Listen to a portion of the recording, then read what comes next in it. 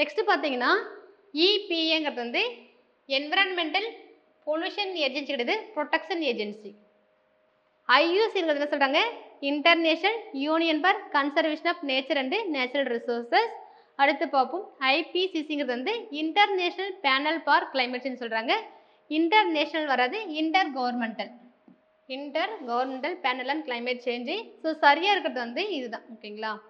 So இது இப்போ start பண்ணியிருப்பாங்க ஐயூசிஎன்னு 1948, ஐபிசிசி வந்து 1988. ஓகேங்களா. 2 பேர் சேர்ந்து கொண்டு வந்திருப்பாங்க, யுஎன்இபிஓ ப்ளஸ் வேர்ல்டு மெட்ரலஜிக்கல் ஆர்கனைசேஷன். 2 பேர் சேர்ந்து தான் 1988 வந்து கொண்டு வந்திருப்பாங்க. ஓகேவா. அடுத்த கொஸ்டின் பாருங்க, measuring biochemical oxygen demand BOD. ஓகேங்களா. என்ன ஆன்சர் வரலாம்? ஏ ஆன்சர் வந்து estimating the amount of organic matter in sewage water. ஓகேங்களா.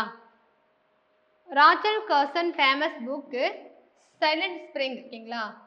ரேச்சல் கர்சன் எழுதி அமைதி ஊற்று என்னும் புத்தகம் வந்து எதனோட தொடர்புன்னு கேட்குறாங்க. Pesticide pollution, noise pollution, population explosion, ecosystem management. Answer வந்து பெஸ்டிசைட் பொல்யூஷன். அடுத்து 18வது கொஸ்டின் பார்ப்போம். Increase in the concentration of the toxicant at successive traffic levels is known as. ஓகேங்களா.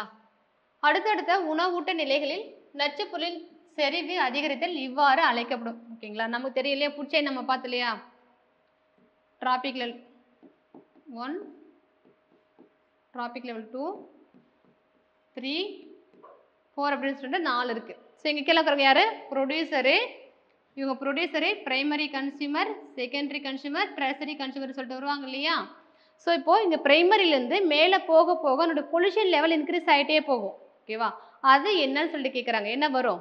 உயிர் வழி பெருக்கம், பயோ மேக்னிஃபிகேஷன். ஓகேங்களா. இப்போ பொல்யூஷன் நம்ம ஏதாச்சும் மெட்டல்ஸ் அவ்வளோ பெஸ்டிசைட்லாம் போய் தண்ணியில் கலக்குது இல்லையா. இப்போ ஒருவேளை அதில் இருக்கிற பைட்டோ பிளான்ட்ஸ் யூஸ் பண்ணுறது, அதை சின்ன சின்ன மீன் நாங்கள் சாப்பிடுது இல்லையா. அப்போ போகணும்னா அதனுடைய புட்சையில் அது வந்து கிராஸாக இருக்கட்டும் இல்லை பாண்டாக இருக்கட்டும் எதோ இருந்தாலுமே அதனுடைய ப்ரொடியூசர்லேருந்து கீழே இருந்து மேலே போக போக அதனுடைய லெவல் வந்து இன்க்ரீஸ் ஆச்சுன்னு அது பேர் வந்து பயோ மேக்னிஃபிகேஷன். ஓகேங்களா. உயிர் வழி பெருக்கம் அப்படின்னு சொல்லிட்டு சொல்கிறாங்க. அடுத்து பாருங்க, a lake which is rich in organic waste may result in. ஏரியில் கரிம கழிவுகள் நிரம்புவது இதில் முடியும் அப்படின்னு சொல்கிறாங்க. ஓகேங்களா. பாசிகள் நிரம்பி அடர்வதால் ஏரிகள் உலர்ந்து போதல், அதிகப்படியான ஊட்டச்சத்தால் மீன்களின் இனக்கூட்டம் அதிகரித்தல், ஆக்சிஜன் அற்று போதல், மீன்களின் இறப்பு வீதம் அதிகரித்தல், தனிமங்களின் அளவு அதிகரிப்பதால் நீர்வாழ் உயிரினங்களின் இனக்கூட்டங்கள் அதிகரித்தல். என்ன ஒரு answer? C, water death is due to lack of oxygen. ஏன் சி? ஆல்கல் ப்ளூம் கேள்விப்பட்டிருக்கீங்களா? லேக்கில் எப்படி வந்து ஆர்கானிக் இது வந்து வேஸ்ட்டை வந்து போகிறதுனால வந்து இந்த பிரச்சனை வருது. ஆல்கல் ப்ளூம் கேள்விப்பட்டிருக்கீங்களா? ஆல்கல் ப்ளூம்னு என்னது? இப்போ நார்மலாக ஒரு ஏரி இருக்குன்னு வச்சுக்கோயேன், ஃப்ரெஷ்ஷாக தண்ணி வந்து போயிட்டுருக்கு இருக்கிறதுல. இப்போ என்ன ஆகும், மழை பெய்யுதுன்னு வச்சுக்கோயேன், நம்ம வயலில் வந்து நம்ம நிறைய யூஸ் பண்ணுவோம் இல்லையா. இப்போ யூரியா யூஸ் பண்ணுறோம், நிறைய பெஸ்டிசைட்ஸ் யூஸ் பண்ணுவோம். அது என்ன ஆகும் அப்படின்னா வந்து இந்த தண்ணியில் வந்து கலக்கும். ஓகேங்களா. கலக்கும் போது என்ன ஆகுனா வந்து அதை பயன்படுத்தி நிறைய வந்து என்ன ஆகும்னா வந்து பைட்டோ பிளான்ட் வளர ஆரம்பிக்கும்.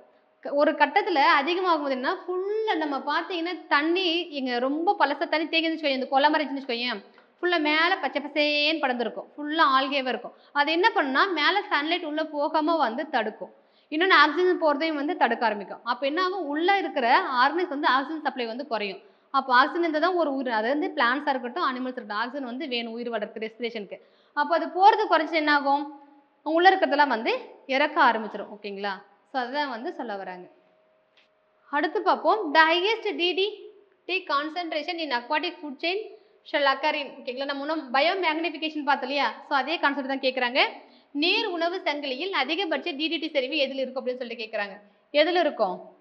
கடர் சீகல் இருக்கு இல்லையா, அந்த பறவை அதுதான் வந்து லாஸ்ட் அந்த மீனெல்லாம் சாப்பிட்றவங்க அவங்க தானே.